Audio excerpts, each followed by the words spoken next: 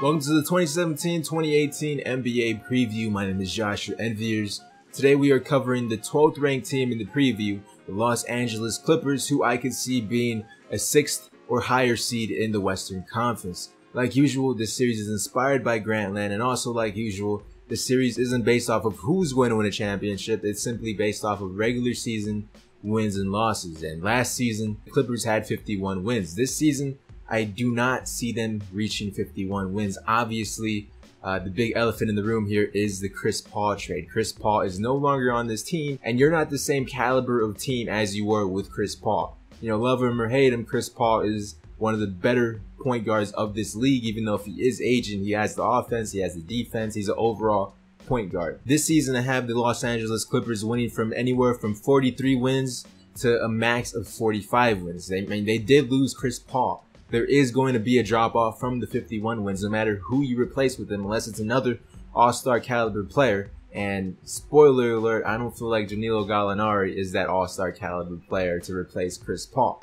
But they do have a nice point guard, which we'll get into when we're looking at the offseason in a little bit. The big story was injuries last season for this Clippers team, especially in the playoffs. Blake was out, Chris Paul was out, and it just doesn't seem to ever go right for the Clippers. Maybe Chris Paul's a curse, and maybe now that he's off this team, the Clippers will surprise me and be a higher seed than the 6th seed in the Western Conference, which I highly doubt. But they can surprise people. It's the NBA. You never know what's going to happen. They just couldn't seem to get over the hump.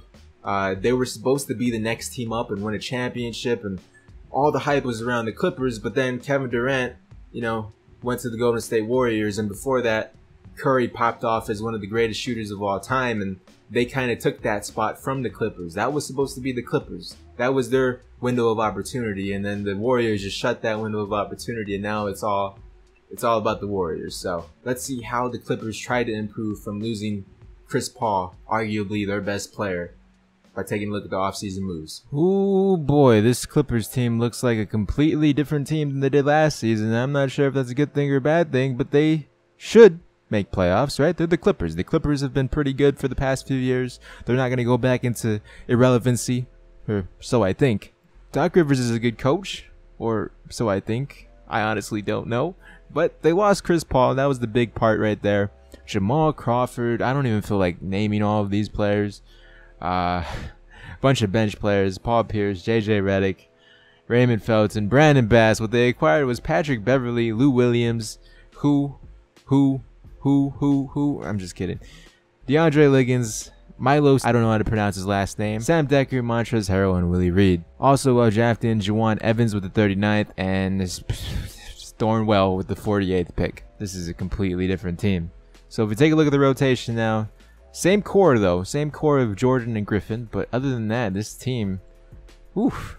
Did I say same core? I meant same two duo bigs.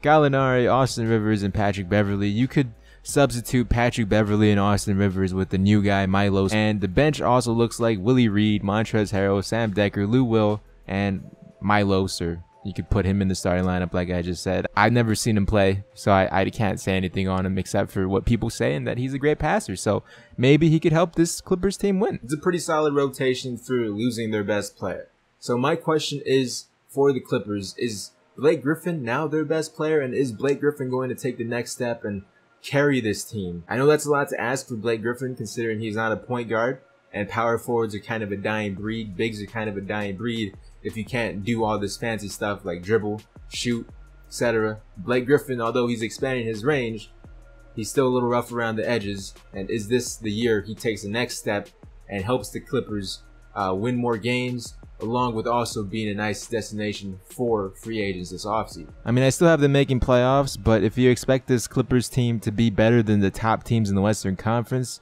you're joshing yourself. See what I did there? Joshing yourself? I'm so funny, I know. Last season, Blake Griffin only played a total of 61 games, which is actually pretty good compared to all the other NBA players and how much rest they have and how much injuries they get.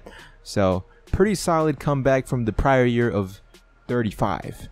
But what's kind of scary looking at this, if you combine Blake Griffin and Danilo Gallinari's amount of games played the past 3 seasons, it averages around to 54 to 58 games played in those 3 seasons. So It's not a good look, but then that's averaging it out. So hopefully they're able to play more this season and contribute with the Clippers. Delino Gallinari could slide over to that 4 spot sometimes and Griffin at the 5.